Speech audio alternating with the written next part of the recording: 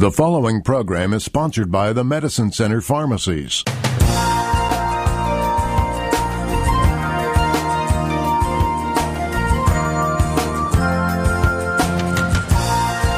Good morning and welcome to Health Matters with the Medicine Center Pharmacy. I'm your pharmacist, Paul White. We're very glad you joined us this morning. Before we begin, I'd like to thank our sponsors, Studio Arts and Glass, Mercy Medical Center, and, of course, our technical producer, J.D. DeAngelis. In the studio with me is Brad White, a compounding pharmacist, and our very special guest this morning, Dr. Michael Linz, Chief of Inpatient Medicine at Mercy Medical Center. Good morning, Dr. Linz, and welcome to the show. Good morning, Paul and Brad. Thank you very much for inviting me onto your program this morning. Hospital stays can be full of surprises.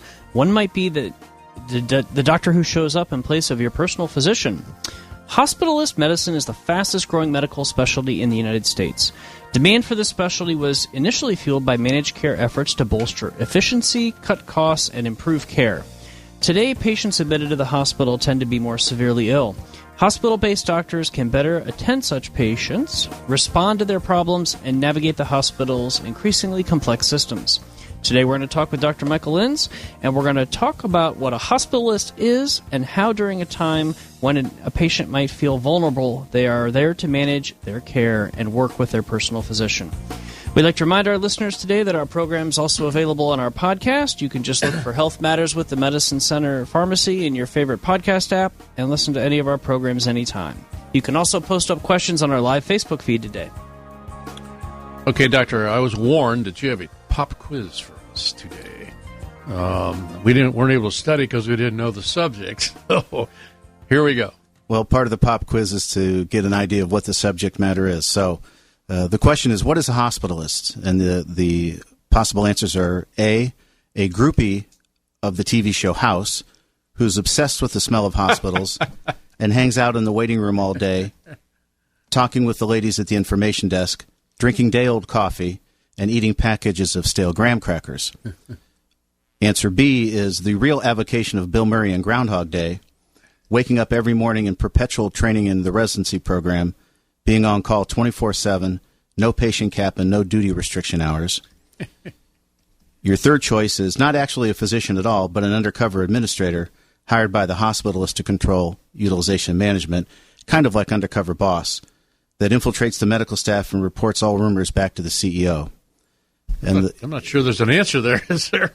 And the last potential answer is the main cog in the fastest-growing specialty in American medical history, boasting more than 50,000 physicians in a mere 20-plus years, transforming itself not only into an indispensable part of the hospitalist patient care and management team, but the key driver in future health systems delivery and payment reform.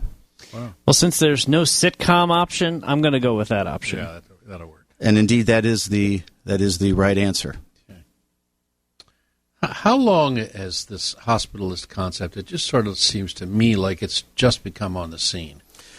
Interestingly, this is a concept that started in California in the early 1990s. It was first brought into play by the Scripps Clinic in La Jolla, but it really first became its own entity in 1996, where Paul Wachter, who is known as the father of hospitalist medicine, coined the term hospitalist in a New England Journal article in 1996. So it actually started in earnest at the University of San Francisco, California. Okay. And so it's only been around for 20-plus years. Okay. I skipped this question, Doctor. Our listeners would love to know a little bit about yourself and your career and that sort of thing. Sure. Well, I'm born and raised in Canton, a native son. Went to Glen Oak High School. Did my undergrad and medical school at the Northeastern Ohio University's College of Medicine in Rootstown, now known as NeoMed. Did my undergrad at Kent State as part of that. I did my residency in internal medicine at Mercy in Altman. And for 25 years, I was in private practice. And then for about the last 8 years, I moved back into the hospital at Mercy, and I did a number of things administratively and teaching and some hospitalist medicine, and then was tapped to become the chief of medicine in 2016. Okay. So you're really kind of you're kind of like a manager of the staff? What do we say? Well, we have over 20 full-time and part-time hospitalists that are under my guise as well as locums physicians and part-time folks that work. So we probably have a staff between physicians and nurse practitioners of somewhere in the mid-40s to upper 40s as far as number of providers. Wow. The numbers that you just said of hospitalists now, I'm sure that both hospitals in Canton, Ohio, have hospitalists, someone in charge like yourself. But yes. What about smaller hospitals? And, is that something they can do, or is it a little bit too cumbersome? Hospitalist programs can be anywhere from 30 or 40 docs up to 3, 4, or 5 physicians. A Union Hospital in Dover, which is a relatively small hospital and an access hospital, has a hospitalist program. They have programs out in Coshocton and in some of the critical access hospitals, much smaller in size, and sometimes maybe just one hospitalist working as an admissions physician for the day.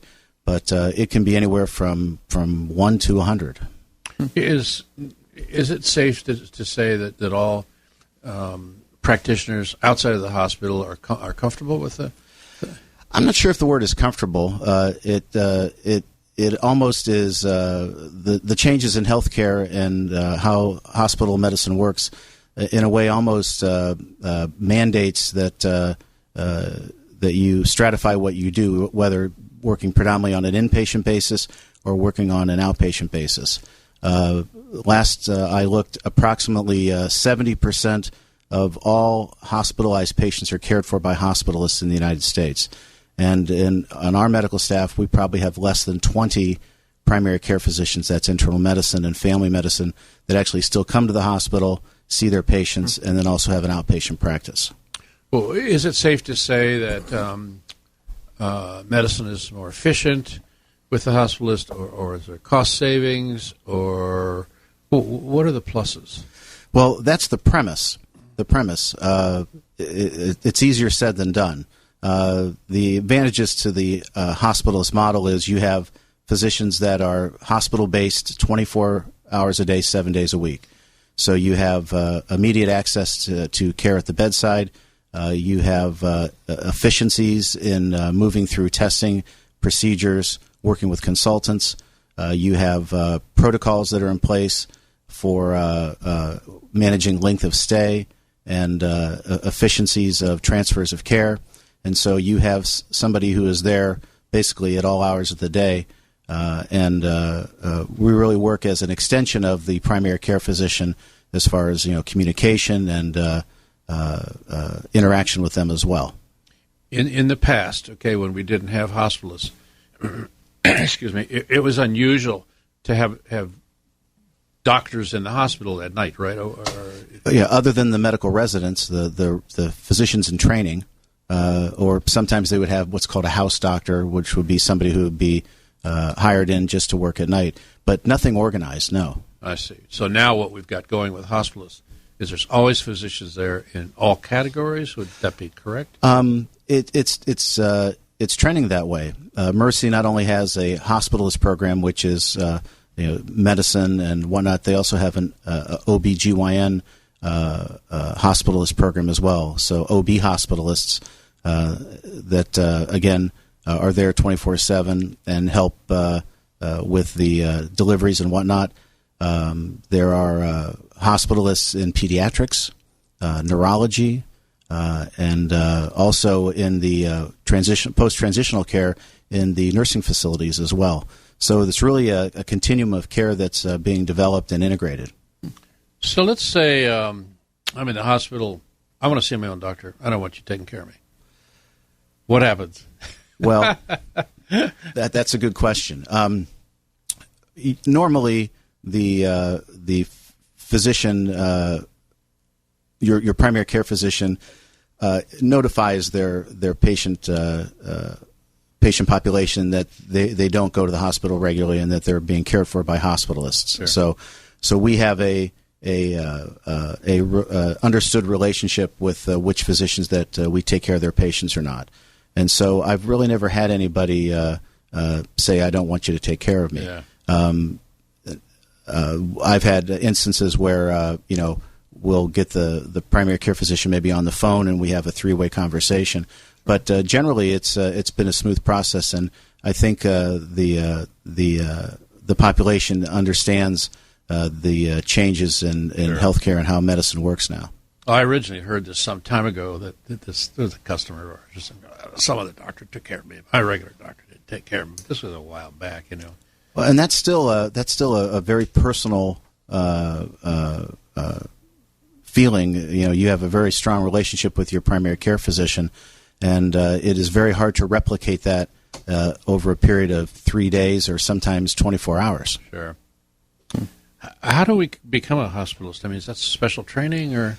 It's moving in that direction. The majority of the hospitalists, probably 90% of hospitalists, are graduates of an internal medicine residency program, which is a hospital-based program.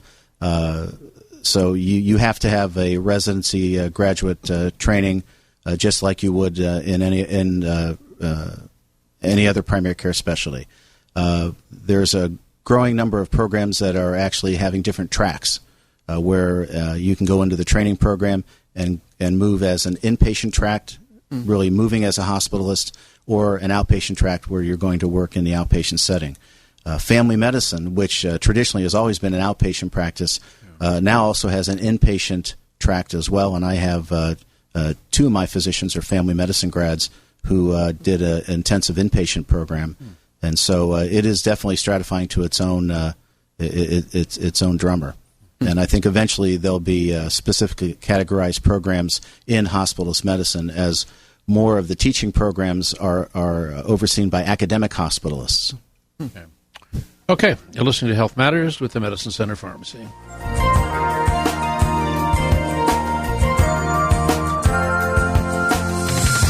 You're listening to Health Matters with the Medicine Center Pharmacy and your hosts, pharmacists Paul White and Brad White. Remember, you can get more information right now by visiting medshoprx.com. That's medshop.rx.com.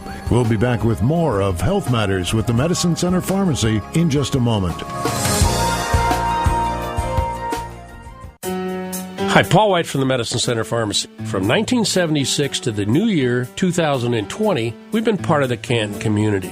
This year, we celebrate 44 years of service. Thank you for your business and continued support of the Medicine Center Pharmacies. A lot has changed in the pharmacy world over the past 44 years, but one thing hasn't: our commitment to your health. Stop by your local Medicine Center Pharmacy in Canton, Louisville, Minerva, or New Philadelphia, where wellness begins. With a heart attack, every second counts. Every moment the blood supply to your heart is cut off or reduced leads to heart damage or death. Mercy Medical Center can stop a heart attack in record time. Mercy is the only hospital in the nation that can open a blocked artery right in the ER, just minutes after arrival, saving lives and preventing further heart muscle damage. That's because Mercy's Emergency Chest Pain Center was America's first to achieve full accreditation and the first to install a fully functional cardiac catheterization lab just a few steps away from our ER doors. The average time in the U.S. from ER arrival to opening of a blocked heart artery is 64 minutes. At Mercy, thanks to our ER cath lab and the area's most experienced emergency heart care team, it's faster. We're capable of opening a blocked artery in as little as 5 minutes. If you have heart attack symptoms, get to Mercy. We can stop a heart attack in record time. To learn more, visit cantonmercy.org/heart.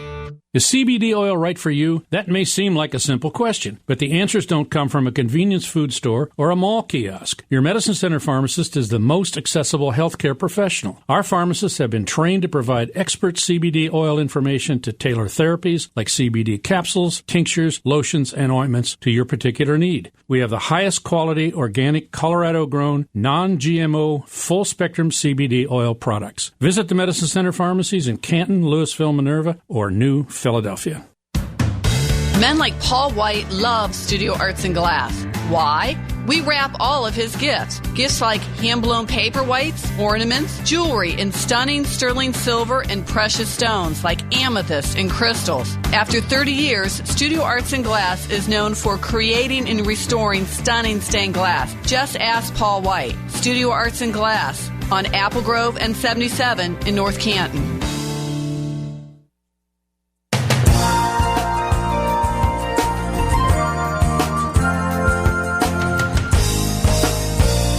Welcome back to Health Matters with the Medicine Center Pharmacy. Brad and I are talking with Dr. Michael Linz, Chief of Inpatient Medicine at Mercy Medical Center.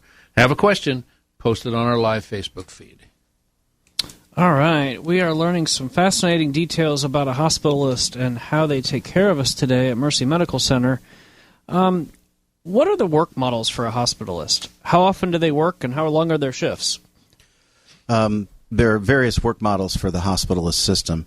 The most common or traditional is what's called a 7-on, 7-off model, where a physician will work 7 days in a row and then have 7 days off. The shifts are usually 12 hours, 7 in the morning till 7 in the evening, and then 7 in the evening till 7 in the morning, depending on what your work shift is. Other models are a Monday through Friday model, where a physician will work Monday through Friday at various times, and then weekends are done on a rotational basis.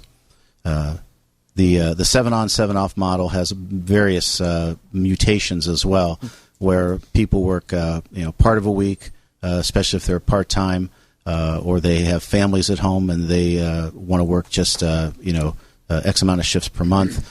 There are swing shifts that come in throughout the day, so there's all these machinations off this model, but that's the traditional model that works, I think, the best. So I guess maybe just for a point of clarification, there really isn't a situation where people are working 24 and 36 hours straight, in theory. Is that right? Because it seems like there was a time when you'd be on call for like 24 hours. Does that happen still? Or no, it doesn't. Okay. This was predominantly during residency back in the day when House of God was written by Samuel Shem. Those days are gone. From a safety standpoint and from an educational standpoint. So residents have duty restriction hours.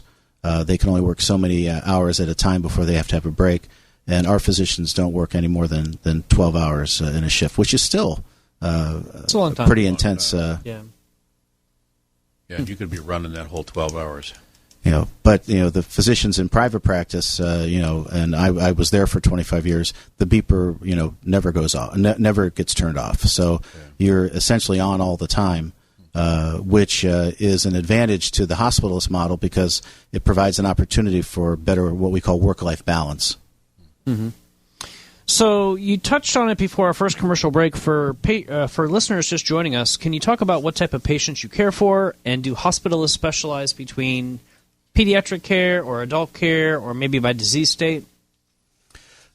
Sure. Our hospitalist team cares for all patients that come through the door that have medical issues. So we take care of patients or co-manage with the intensivist in the ICU, with the cardiologist in the CCU, with the cardiovascular surgeons.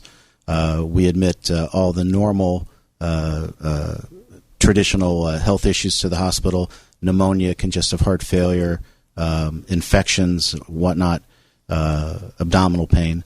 We also work in a consultant role for the trauma program. So a patient who comes in with trauma, will handle their medical issues, or we'll do consultant work for orthopedic care or rehab care. So we really run the entire spectrum. And again, there are specialized physicians within their same discipline. So in internal medicine, we don't see young children, and we don't do any OB. So the obstetricians have a OB hospitalist, the pediatricians have a pediatric hospitalist, and so it's divided based on training. Now, Dr. Sabi's head of the coronary division. Yes, sir. And you have a cath lab right there in the emergency room. Right. Now, how does the hospitalist interface with that group? So in that situation, there's an emergency chest pain center, laboratory work. The patient will come in maybe in the middle of a heart attack or something that's on the cusp. They'll go directly to the cath lab in the ER. So then we are called after the procedure is done and after the patient is stabilized. We'll admit them to the coronary care unit. We'll handle their hypertension, their diabetes, their cholesterol, and then the cardiologist will manage the heart itself. So we work in a co-management arrangement and tag team, essentially. Well, it certainly makes sense to me that that's a better scenario than, say, like it used to be years ago, where an individual physician was there and sort of took care of some of those things. Yeah, everything is pretty stratified and specialized. and the primary care physicians that come to the hospital still do an excellent job. But time is really of the essence for these medical emergencies, and being on site provides us immediate access for care. Okay, interesting. Are you an independent contractor, or are you employed by Mercy Medical Center? Well, in my role as chief of inpatient medicine, I work as an independent contractor. Sound Physicians is a independent entity, and then we are contracted as a independent contractor with Mercy. In my role, doing medical education and management and physician advisory, I'm employed by Mercy for those things. Okay. All right. Tell us about Sound Physicians. Sound Physicians it's a very cool story. It was founded in 2001 by a physician by the name of Rob Bessler, who's from Ohio, grew up in Berea, did his medical education at Case Western and his residency at Cleveland Clinic. He ended up on the West Coast in Tacoma, Washington, and with 8 or 9 other guys, started a hospitalist program with one hospital in Tacoma with 9 doctors in 2001. So fast forward 19 years, and it is now in Sound Physicians is the largest hospital management group in the country. They're in 42 states, 3,500 providers, over 350 hospitals. And all physician-run, physician-led, physician-managed, which is very comforting to myself, knowing that I have a physician at the top of the chain who is making decisions based on safety and quality of health care. Well, it's inspiring to see someone have that much vision to be able to gather a group of intelligent people and forge ahead and improve patient care. So that's really exciting. You're listening to Health Matters with the Medicine Center Pharmacy. You're listening to Health Matters with the Medicine Center Pharmacy and your hosts, pharmacists Paul White and Brad White. Remember, you can get more information right now by visiting medshoprx.com. That's medshop.rx.com. We'll be back with more of Health Matters with the Medicine Center Pharmacy in just a moment. News, sports, traffic, and weather all morning long on your home of local news. News Talk 1480 WHBC, Kent's Morning News. Hi, this is Brad White from the Medicine Center Pharmacy. If you have sore muscles or aching joints, you may want to consider a prescription pain-relieving cream available with a prescription at the Medicine Center Pharmacy. Our pharmacists can work with you and your physician to get topical pain creams that can be rubbed directly on the source, reducing inflammation and pain. Topical creams avoid troublesome side effects and dependency issues that can be caused by oral medications. The Medicine Center Pharmacy has an accredited compounding laboratory, and it is your source for custom medications. Custom compounded pain-relieving creams, available only at the Medicine Center Pharmacy, where wellness begins. Visit us at medshoprx.com for the pharmacy nearest you.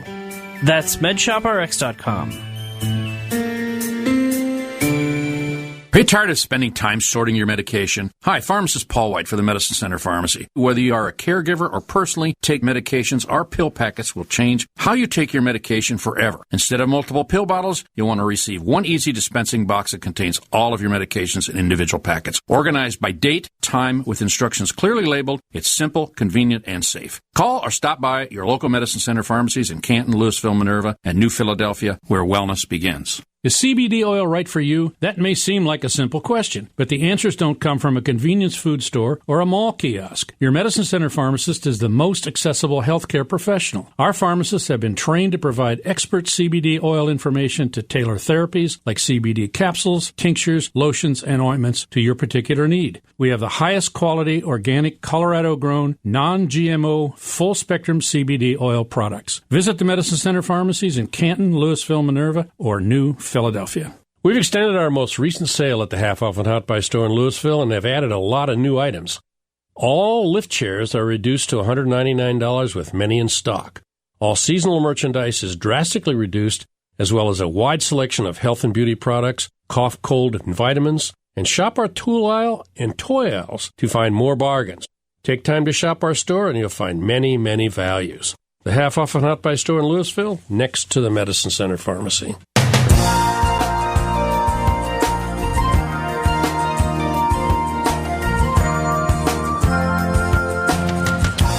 You're listening to Health Matters with the Medicine Center Pharmacy. I'm your host and pharmacist, Paul White. Today, Brad and I are learning about the role of hospitalists. We've got a lot more to cover this morning, so let's get back to the show. So we may have covered a little bit of this, Doctor, but what are the advantages of the hospitalist model of care?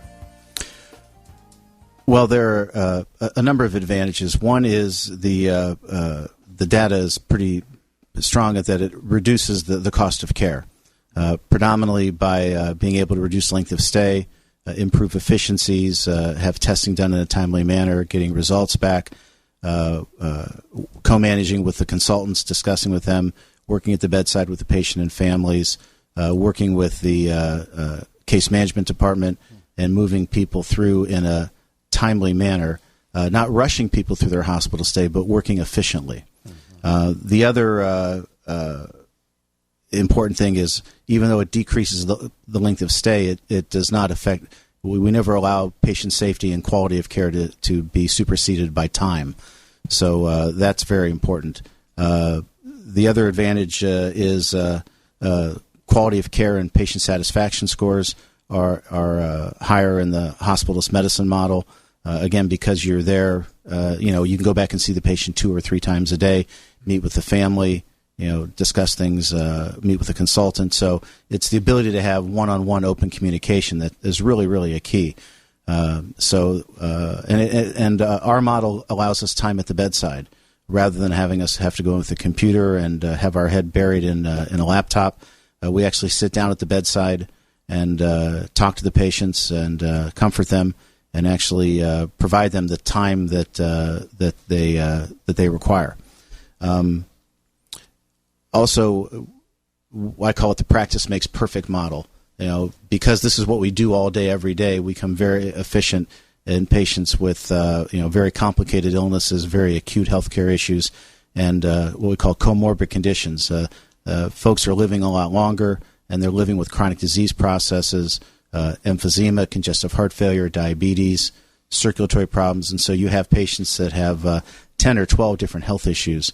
And we are basically the quarterback or the manager of that patient as far as bringing in consultants and coordination of care. The other advantage to the program, I think we had talked about this earlier, is what we call work-life balance. It's bantered about a lot, but is a real entity. Physicians, young physicians coming out of training, like the idea of time working, time not working. Ability to have time with the family, to do other things. Sometimes physicians who may want to go on to further specialty training will take what's called a gap year or two, work as a hospitalist, either to solidify what they want to do long term, work on research projects on the weeks they're off, or pay off debt. And so a lot of advantages that way. It theoretically works that way. And it's not always as smooth as we would like it to be, but it's moving definitely in that direction. It would seem like there's no disadvantages, but there have to be some disadvantages, right? Oh, definitely disadvantages. The main disadvantage, in my opinion, is that the model itself kind of purposely creates a discontinuity of care.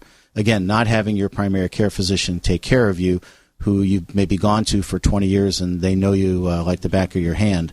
And so you're meeting somebody who you don't know, who's going to take care of you and have to figure out everything in a matter of days. If they're in for an observation, a matter of hours. We have physicians that come and work a couple of days here, a couple of days there. So there's maybe one physician that you have Monday, Tuesday, and then maybe another physician Wednesday, Thursday. So there's some a disconnect there as well, there definitely is not an optimal model for communicating with the primary care physician and having their input as well.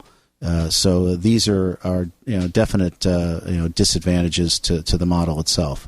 Is technology getting better as far as the EMR and the electronic transmission of lab tests and imaging and It's got to be a little better than it was, but it's probably still not perfect, isn't it? Far from perfect. If you look at the causes of physician burnout, which is a big buzzword now in our literature, having to work with an electronic health record contributes to 30 to 35% of the symptoms of burnout, just having to do all these clicks and work through all these projects as well. But that being said, the EMR system... As opposed to pulling out the paper record, hanging on the end of the bed. Exactly. Or dictating into a dictaphone or whatever. Okay. Back in the day, I knew every patient like the back of my hand. Even if I couldn't remember their name, if I ran into them in the mall, I could tell you what their diagnosis was, what their medications were, when their daughter got married. And so, those things are not there anymore.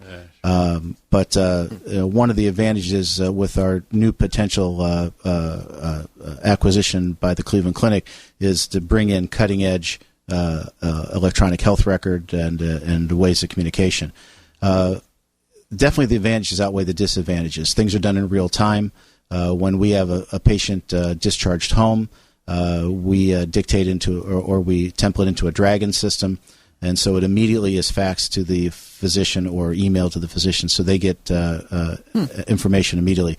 We have a patient portal where the patients can go up and look at their own medical records, laboratory work. They can look at their admission history and physical and discharge summary. And so it provides definitely better access to patients having direct information. Very interesting. Wow. It's really, really different, huh? I think we can skip this next question. Yeah. You answered a lot of questions I had about trying to communicate with the primary care and, frankly, even the pharmacy. Sometimes it's a challenge. What can you do to help? What do you do to help communicate when a patient leaves the farm or leaves the hospital? You know how it is. It's Friday night. They want to go home, and if they can go home, you want to get them home. And maybe there's a contraindication between what they've had in the past, or maybe there's just been a change in medication therapy. And how can we communicate that effectively? You already mentioned how you communicate to the primary care. What usually happens when the patient goes home and needs extra care from the pharmacy? That's a challenge, and probably one of the areas that tends to be a concern at the time of discharge. Especially a patient who comes in and maybe has significant changes in their medications. They come in for congestive heart failure, for example, and their blood pressure medications changed, their water pill has changed, their medication to thin their blood has changed, and so those are difficult to communicate. In our electronic health record, we have a medication reconciliation list or a MAR. That MAR is, again, as part of the discharge summary, sent directly to the physician. If there are wholesale changes, we have ancillary staff that help us communicate those changes.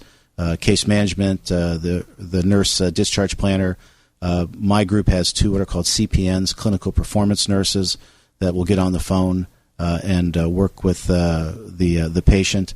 If there are changes that are insurance-related questions, large copays, whatnot, obviously you've heard from us many times or from the case manager, making sure that those medications are covered or that they get a starter kit from the hospital. Yeah. And so definitely far from perfect, but we do try to communicate.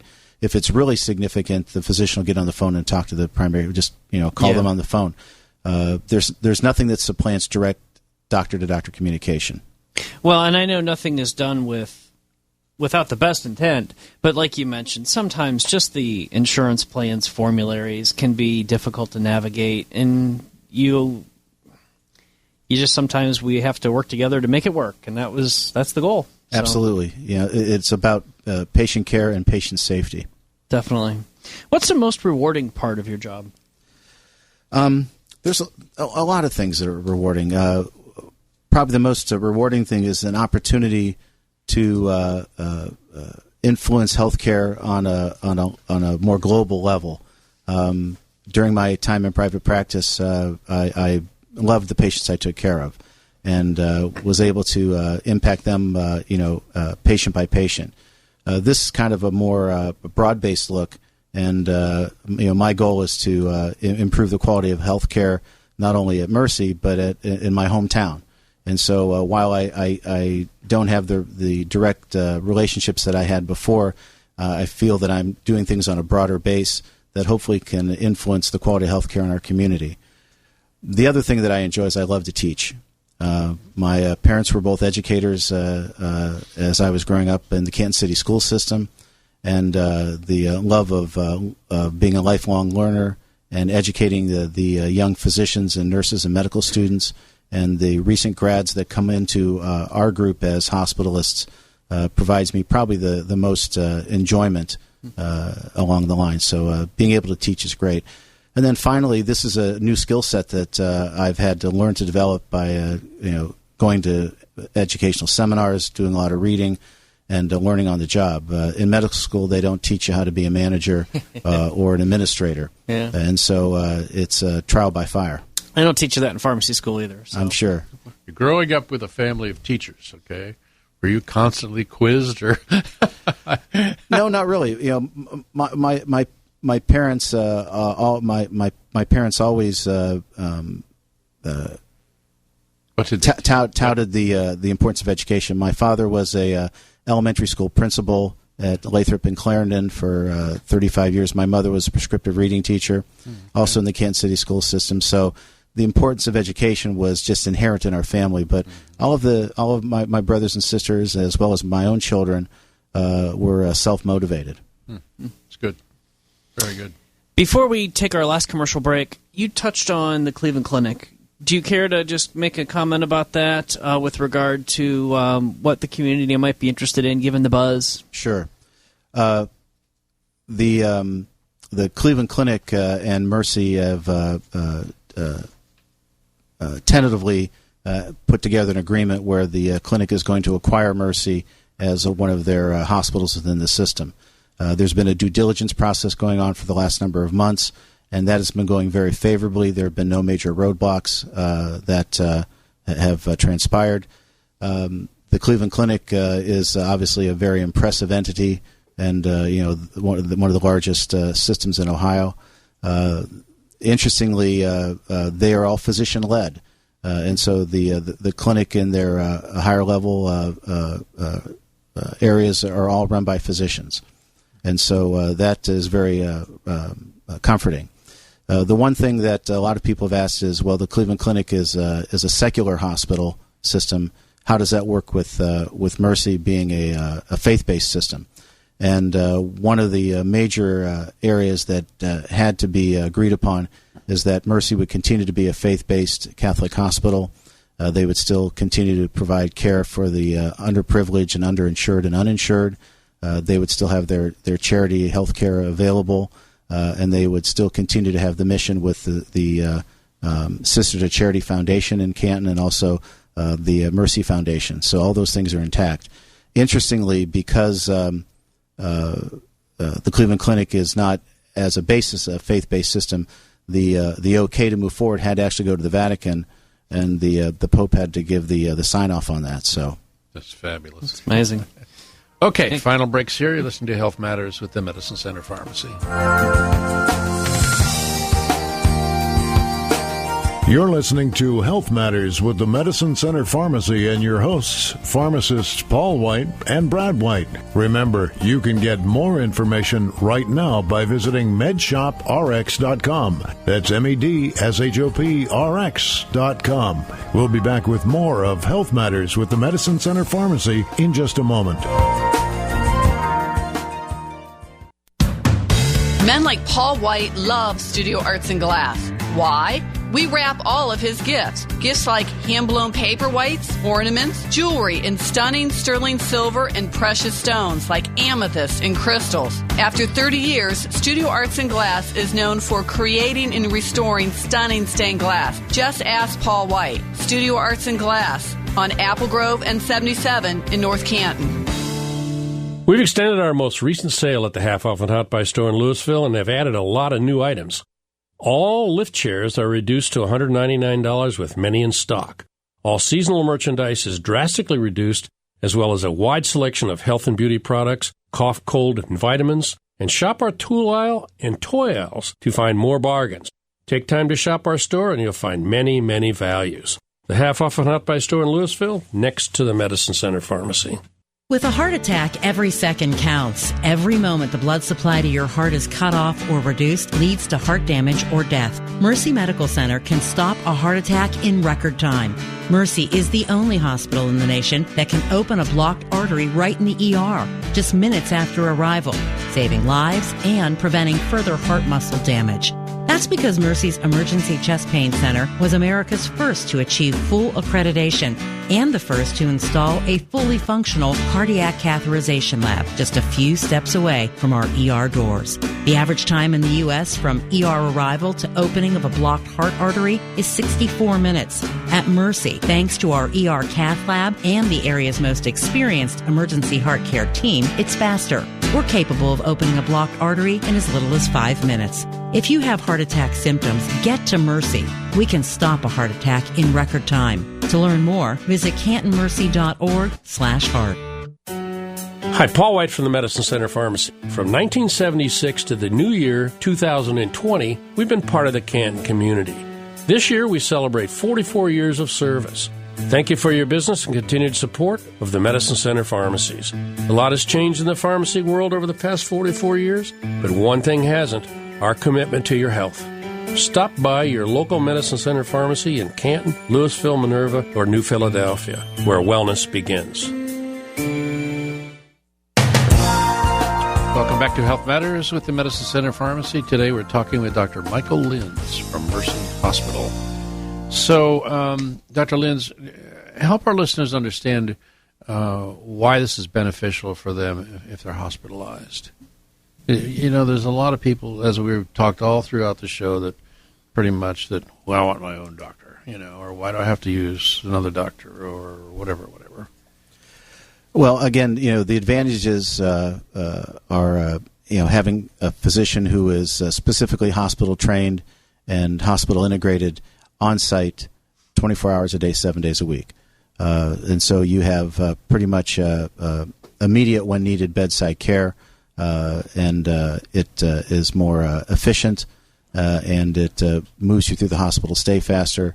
Our specific program is designed, you know, not to have to see so many patients that you have to run in and out of the rooms, but actually have time to sit down with the patients and educate them and work with them through their process. And it also provides efficiency of stay. You know, nobody wants to be in the hospital any longer than they have to, and nobody wants to be there anyway. Right, that's true. And you know, there are things, there are bugs and whatnot that travel around the hospital, and so you know, you don't want to be exposed to potential infections or complications by being in the hospital too long. So it really looks at efficiency and safety. You know, having the patient in the hospital, taking care of their acute problem, and moving them to the next level of care, and not prolong their stay.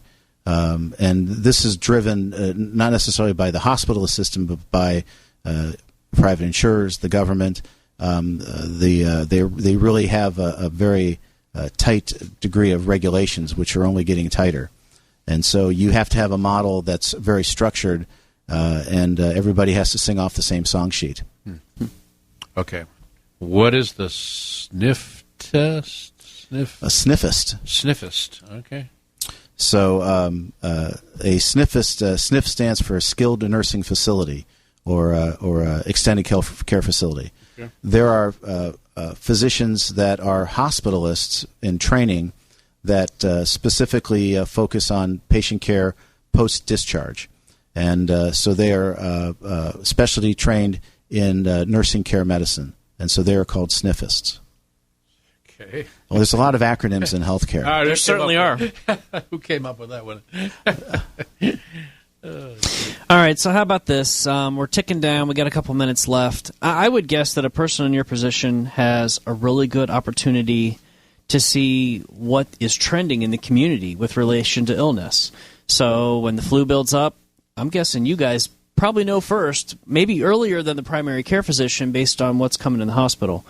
Can you give us, our listeners, just a brief comment on the coronavirus and facts and what people can do just to protect themselves generally during this normal flu season that we're having in the U.S. right now. Sure. Your commentary is definitely correct. We see the trends just based on our patient population because we take care of 150 patients or more a day on my service, and so we're seeing what's coming through. And so we'll see trends in different viral infections, different bacterial infections, as well as infections that set people up for secondary pneumonia. In general, the influenza virus has not had a big impact this year.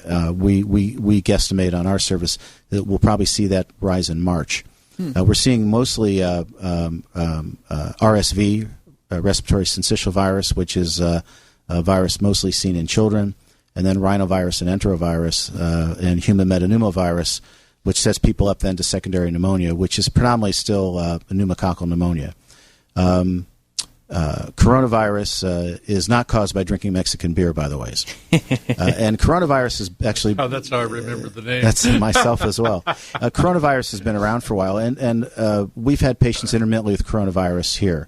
What's different is the virulence or nastiness of this strain that mutated in China, and it's obviously become epidemic and pandemic.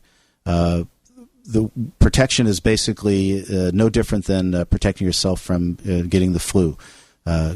Good hand washing technique, prevention of droplet spread by covering your mouth and nose when you cough. Again, washing your hands. If you are ill, not going to work, not going to school, staying home and staying isolated, having an influenza vaccine is still a very important thing, as well as a pneumonia vaccine if appropriate. We have not seen too much of the coronavirus yet, but it will come. I was speaking with one of my good friends who lives in California, and the folks in California are definitely on edge because of the amount of international travel and international folks that live in that part of the country. I know there was a recent question of some folk from students from Miami of Ohio. And so the CDC is on top of things. Our infection control department has a protocol already set up. I'm definitely sure that Altman would have the same protocol. So I think the potential for any type of epidemic or significant exposure in Canton, Ohio is going to be fairly small. But again, if anybody who has flu-like symptoms should definitely see their primary care physician. Well, I think what you commented on makes a lot of sense. There is a risk out there. There's a plan in place. People are becoming educated to be informed on how to take precautions to prevent the spread of any condition, whether it be flu or coronavirus. I spent some time on the CDC's website last night, and they've done a really nice job in laying out the facts and where things are now, and they have a nice narrative on what to do to prevent and contain if you get symptoms. But I agree. Talk to your primary care physician and just practice general precautions. Right. Common sense. It matters. Any parting words for our guests? We've got about 30 seconds. I just appreciate the opportunity to be here today and share information with the community. Would like to make a shout out to my wife Tina and my son Christopher and his wife and my daughter Lauren and her husband and my 15-month-old grandson Jameson Thomas, who is really the love of our life. Any Wonderful. Of your children in medical school or doctors? They're all in healthcare. My son is a gastroenterologist in Cleveland. My daughter-in-law is a radiation oncologist in Cleveland. Mm-hmm. My daughter is a pediatric neurosurgical PA at Geisinger Healthcare in Pennsylvania, and her husband's a neurosurgical PA as well. Wow. That's fantastic. Okay, thank you very much. Thank you. Very special guest this morning, Dr. Michael Linz, Chief of Inpatient Medicine at Mercy Medical Center. Good. Our sponsors, Studio Arts and Glass, Mercy Medical Center, and, of course, our technical producer, J.D. DeAngelis. As always, we thank our listeners for joining us on Health Matters with the Medicine Center Pharmacy. Thank you for joining us for this edition of Health Matters with the Medicine Center Pharmacy and your hosts, your pharmacists Paul White and Brad White. Remember, you can get more information right now at medshoprx.com. That's medshop.rx.com. Be sure to join us next Friday at this time for Health Matters with the Medicine Center Pharmacy. The preceding program was sponsored by the Medicine Center Pharmacies.